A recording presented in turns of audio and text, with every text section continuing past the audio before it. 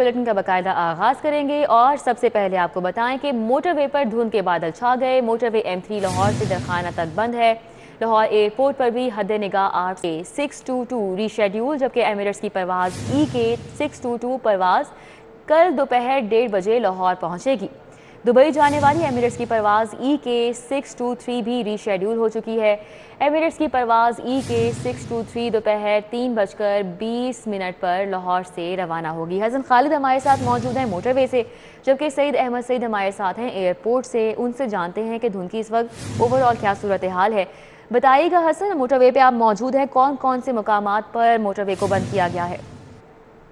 जी हाँ, मोटरवे इस वक्त शदीद धुंध की लपेट में है और शदीद धुंध के बाइस मोटरवे M3 को लाहौर से दरखाना तक आम ट्रैफिक के लिए बंद किया गया है। और मोटरवे पुलिस की जानिब से ये बताया जा रहा है कि मुसाफिरों की हिफाजत को मद्देनजर रखते हुए ये रास्ता जो है वो बंद किया गया है। और मोटरवे पर सफ़र करने वाले हजरात जो हैं वो गाड़ियों में फोग लाइट्स का इस्तेमाल करें और सफ़र के दौरान जो है अपने सामने वाली गाड़ी के दरमियान एक मुनासिब फासला रखा जाए ताकि किसी किस्म का नागवार वाक़या जो है वो रोनमा ना हो सके। दूसरी जानिब अगर बात करूँ M2 की और M11 की, तो M2 पर अभी हद निगाह जो है वो तकरीबन 150 मीटर के करीब है, जिसकी वजह से M2 ओपन है। और M11 पर भी 100 से 120 रुपये 120 मीटर हद निगाह बताई जा रही है। M11 भी आम ट्रैफिक के लिए खुली हुई है, लेकिन मुतवक्के तौर पर मोटरवे पुलिस की तरफ से बताया जा रहा है कि जो रात डलती जाएगी तो मुमकिन तौर पर M2 और M11 को भी बंद किया जा सकता है। जी, बहुत शुक्रिया हसन, हमारे साथ ही मौजूद रहिएगा। सईद अहमद सईद हमारे साथ मौजूद हैं, उनका रुख कर लेते हैं। सईद, आप बताइएगा एयरपोर्ट पर इस वक्त धुंध की क्या सूरत हाल है, कौन कौन सी परवाजें हैं जो कि मुतासिर हुई हैं? लाहौर एयरपोर्ट के इतराफ में जब धुंध में मामूली कमी आने के बाद जो हद निगाह है वो 800 मीटर है वो हो गई है।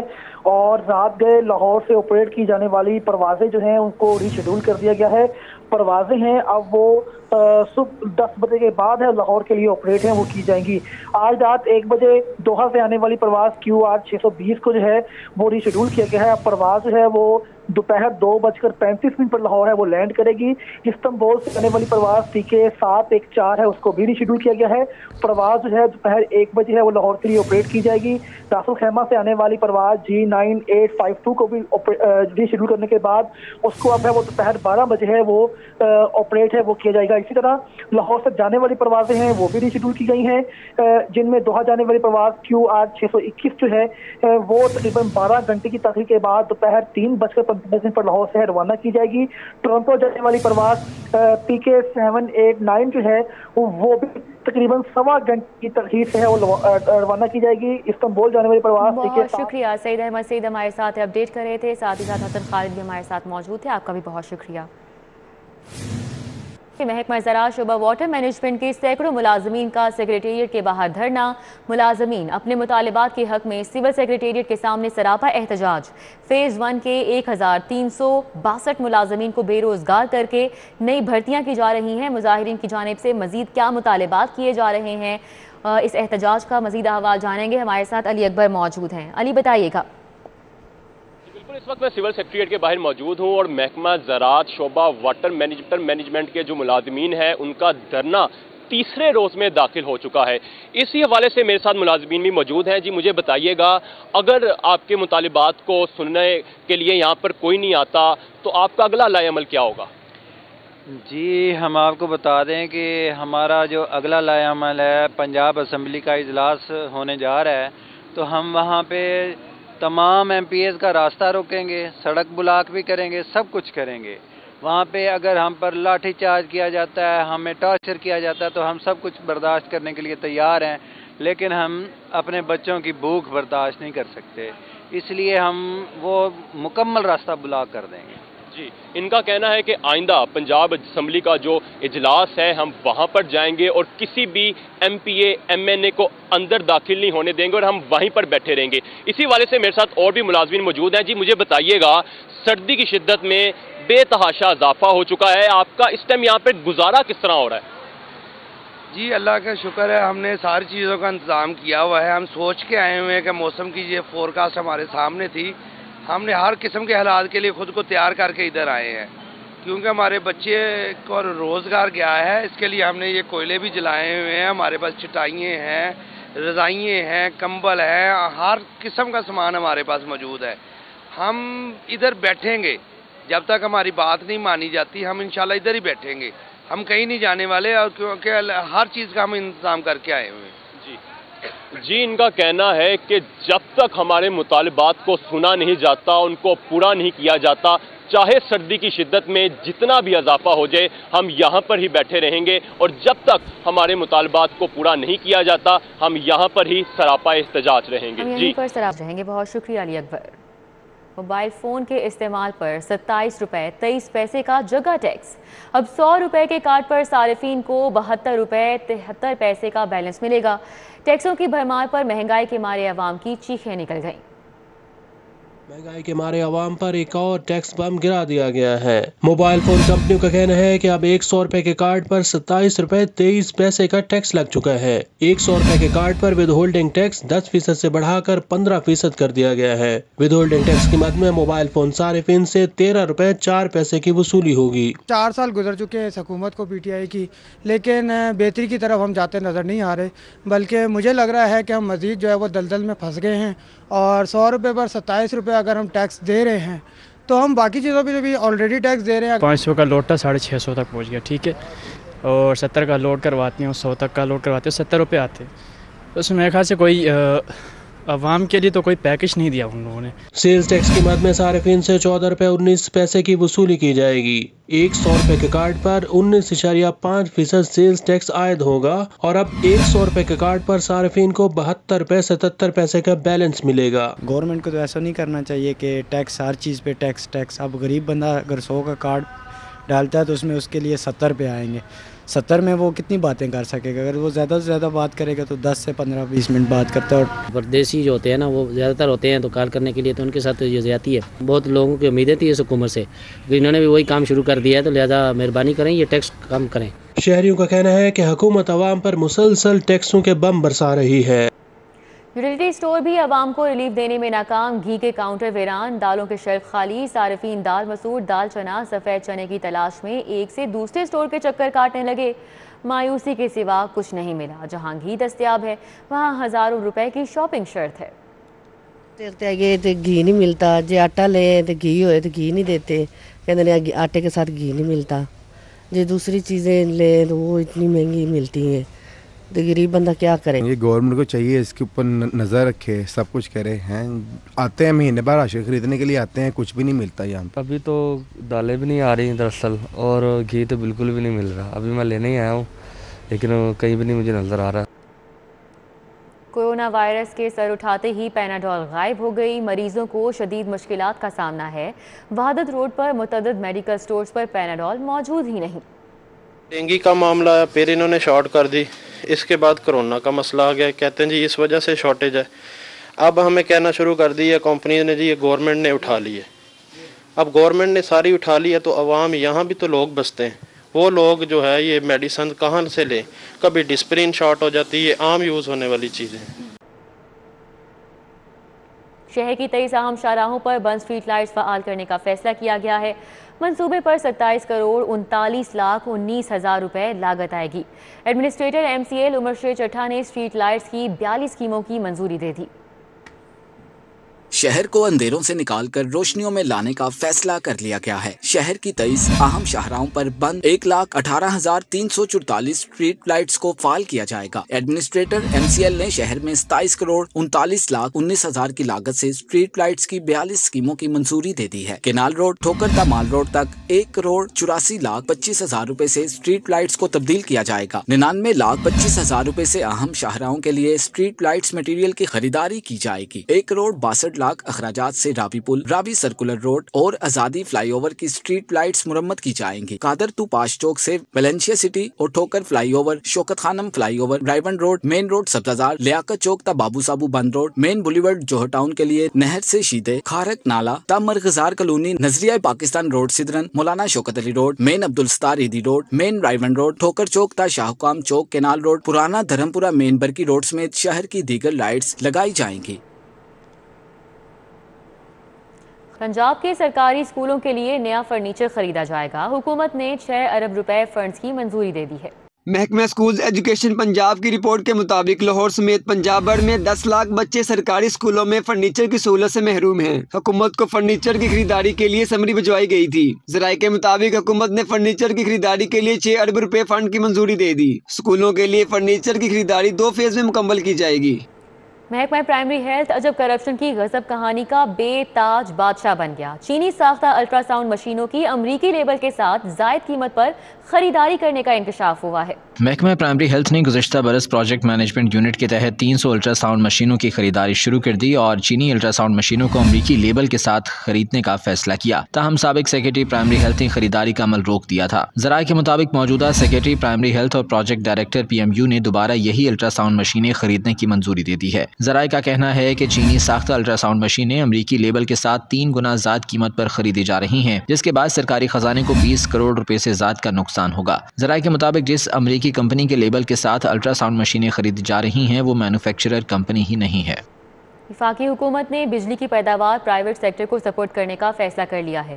جنریشن کمپنیز اور صارفین کے درمیان بلوں کی ادائیگی کا معاہدہ طے پا جائے گا، جبکہ لیسکو کو ٹرانسمیشن سسٹم استعمال ہونے پر رینٹ کی ادائیگی کی جائے گی۔ حکومت کا پاور سیکٹر کی نجکاری کی جانب بڑا اقدام سامنے آیا ہے، جس کے تحت لاہور الیکٹرک سپلائی کمپنی کے صارفین کے لیے بجلی کی پیداوار پرائیویٹ کمپنیوں کے سپرد کرنے کا فیصلہ کیا گیا ہے۔ ذرائع نے بتایا کہ پرائیویٹ کمپنیاں بجلی بنا کر صارفین کو فروخت کر سکیں گی۔ اس طرح بڑے کمرشل اور صنعتی صارفین بجلی کی خریداری کر کے پرائیویٹ کمپنیوں کو رقم ادا کریں گے، جبکہ لیسکو کو ٹرانسمیشن اور ڈسٹریبیوشن سسٹم استعمال ہونے کی مد میں ادائیگیاں کی جائیں گی۔ بجلی کی ٹرانسمیشن اور ڈسٹریبیوشن سسٹم پرائیویٹ کمپنیوں کے استعمال میں آ جائیں گی، جبکہ اثاثے لیسکو کے ہی رہیں گے۔ لیسکو قومی گرڈ اسٹیشن سے ضرورت کے مطابق بجلی کی سپلائی لے سکے گی، جبکہ پرائیویٹ سیکٹر کے پاور پلانٹس بجلی بنا کر صارفین کو فروخت کر سکیں گے۔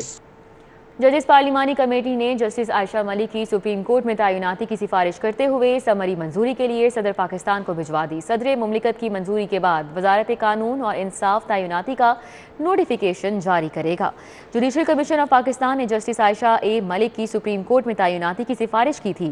ججز پارلیمانی کمیٹی نے جوڈیشل کمیشن کی سفارشات کو منظور کر لیا اور سمری حتی منظوری کے لیے صدر پاکستان کو بھجوا دی۔ جسٹس عائشہ ملک ہارورڈ لا اسکول امریکہ سے تعلیم یافتہ ہیں۔ وہ 27 مارچ 2012 کو لاہور ہائی کورٹ کی جج مقرر ہوئیں۔ انہیں آئینی، بینکنگ، ٹیکس اور انسانی حقوق کے معاملات پر دسترس حاصل ہے۔ پنجاب میں بلدیاتی انتخابات کروانے کے لیے تاریخ کا اعلان کر دیا گیا۔ وزیر بلدیات میاں محمود الرشید کے مطابق بلدیاتی انتخابات 15 مئی کو ہوں گے۔ پنجاب یونیورسٹی میں 20 سال بعد local self government diploma launch کر دیا گیا۔ تقریب کے مہمان خصوصی میاں محمود الرشید کا کہنا تھا کہ اپوزیشن سے مل کر ایسی پالیسی بنائے گے کہ آئندہ بلدیاتی اداروں کو اگر کوئی توڑے تو 90 روز میں انتخابات کروا دیے جائیں۔ ان کا کہنا تھا کہ وارڈ کو بار بار تبدیل کرنے سے مسائل پیدا ہوتے ہیں۔ کوشش کر رہے ہیں 25 سال تک حلقہ بندیوں میں کوئی تبدیلی نہ کرے۔ اس سے وہ کیڈر وجود میں آئے گا جو صحیح معنوں میں جو لوکل گورنمنٹ کے نظام کو سمجھے گا اور پھر اس کی بہتری کے لیے وہ اپنے جو ایفرٹس ہیں ان کو بروئے کار لائے گا۔ میاں محمود رشید کا کہنا تھا کہ PTI سمیت تمام سیاسی جماعتوں نے بلدیاتی اداروں کو تباہ کیا، لیکن ہم ایسا نظام لا رہے ہیں جس سے MNA اور MPAs کو بلدیاتی نمائندوں والے کام نہ کرنا پڑے۔ ہمارا اصل کام تو پنجاب کے جو ایگزسٹنگ مسائل ہیں ان کے اوپر غور و فکر کرنا ہے اور آئندہ آنے والے جو چیلنجز ہیں ان سے عہدہ برا ہونے کے لیے پالیسیز بنانا ہے، قوانین بنانا ہے، ایگزسٹنگ قوانین کو تبدیل کرنا ہے، لیکن اس کام کے اوپر ہماری توجہ نہیں، اور جو بلدیات کے سارے کام ہیں وہ ہم نے اپنے ذمہ لے لیے ہوئے ہیں۔ وائس چانسلر ڈاکٹر نیاز اختر کا کہنا تھا کہ معاشرتی مسائل کے حل کے لیے مختلف تعلیمی پروگرام شروع کیے ہیں۔ تقریب کے اختتام پر میاں محمود رشید نے پوسٹ گریجویٹ ڈپلومے کا فیتہ کاٹ کر افتتاح کیا۔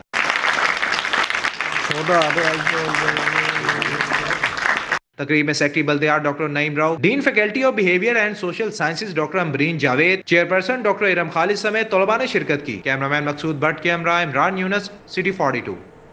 اسپیکر پنجاب اسمبلی چودھری پرویز الہی سے مخدوم بابر علی کی سربراہی میں PTI ملتان کے عہدیدار شوکت علی قریشی اور نون لیگی رہنما ڈاکٹر متین احمد کی ملاقات ہوئی۔ شوکت علی قریشی اور ڈاکٹر متین احمد کا ساتھیوں سمیت پاکستان مسلم لیگ کاف میں شمولیت کا اعلان۔ اپوزیشن لیڈر پنجاب اسمبلی حمزہ شہباز سے اراکین اسمبلی رانا مبشر اقبال، صبا صادق سمیت دیگر نے ملاقات کی۔ حمزہ شہباز کا کہنا ہے کہ ہوش شربا مہنگائی نے عوام کا جینا محال کر دیا ہے۔ مسلم لیگ نون سیکریٹریٹ ماڈل ٹاؤن میں لیگی رہنماؤں سے ملاقات کرتے ہوئے موجودہ سیاسی صورتحال پر گفتگو ہوئی۔ گنگارام ہسپتال میں زیر تعمیر مدر اینڈ چائلڈ بلاک کے لیے اسٹیئرنگ کمیٹی تشکیل دے دی گئی ہے۔ وزیر صحت یاسمین راشد کہتی ہیں کمیٹی ممبران مریضوں، ڈاکٹرز، لواحقین اور طالبات کی ضروریات کے مطابق شعبہ جات کے بارے میں تجاویز پیش کریں گے۔ تجاویز کی بنیاد پر شعبہ جات مختص کیے جائیں گے۔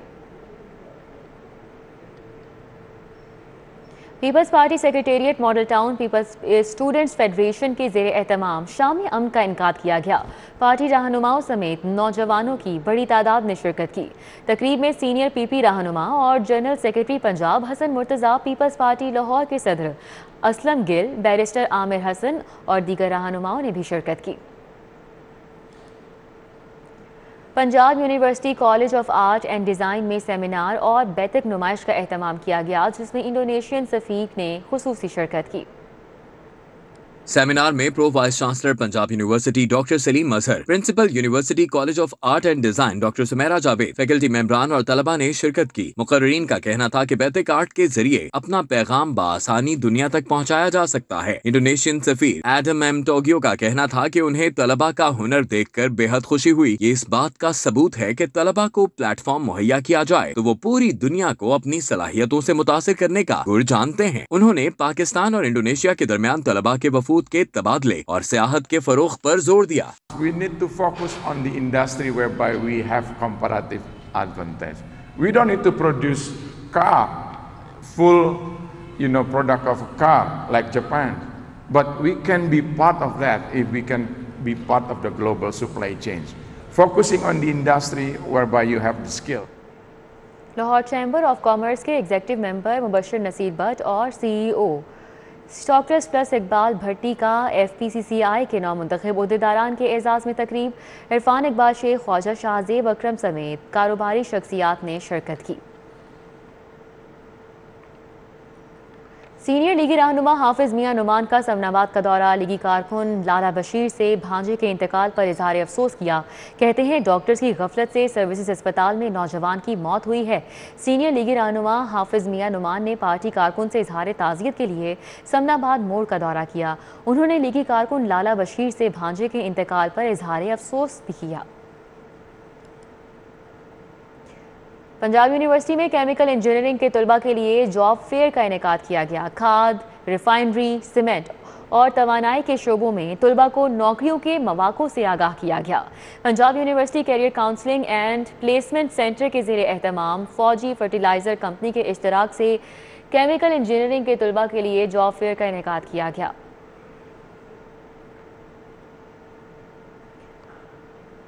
ڈان بریڈ گروپ نے تمام مصنوعات کی ترسیل کو مزید بہتر کرنے کے لیے ڈیجیٹل نظام متعارف کروا دیا ہے۔ ڈیفنس ڈرایا کلب میں تعارفی تقریب کا انعقاد کیا گیا۔ ڈان بریڈ گروپ کی تمام مصنوعات کی ترسیل اور فروخت اب ڈیجیٹل طریقے سے کی جائے گی۔ اس بارے میں آگاہی کے لیے ڈیفنس ڈرایا کلب میں خصوصی تقریب کا انعقاد کیا گیا۔ تقریب میں ڈان بریڈ گروپ کے بانی فدا حسین مرحوم کی اہلیہ نے خصوصی شرکت کی۔ کمپنی ڈائریکٹرز انوار حسین، نعمان حسین نے بھی شرکت کی۔ اس موقع پر نعمان حسین نے کہا کہ ڈان گروپ اپنے صارفین کو بہتر سہولیات کی فراہمی کے لیے ہر ممکن اقدامات اٹھا رہے ہیں۔ انٹرنیشنل معیار کو مد نظر رکھتے ہوئے کام کیا جا رہا ہے۔ ڈیجیٹل نظام کو اپنایا جا رہا ہے، صارفین کو فائدہ ہوگا۔ تقریب کے اختتام پر گروپ کے زیر انتظام تمام اداروں کے ملازمین میں سرٹیفکیٹس اور سوینئرز بھی تقسیم کیے گئے۔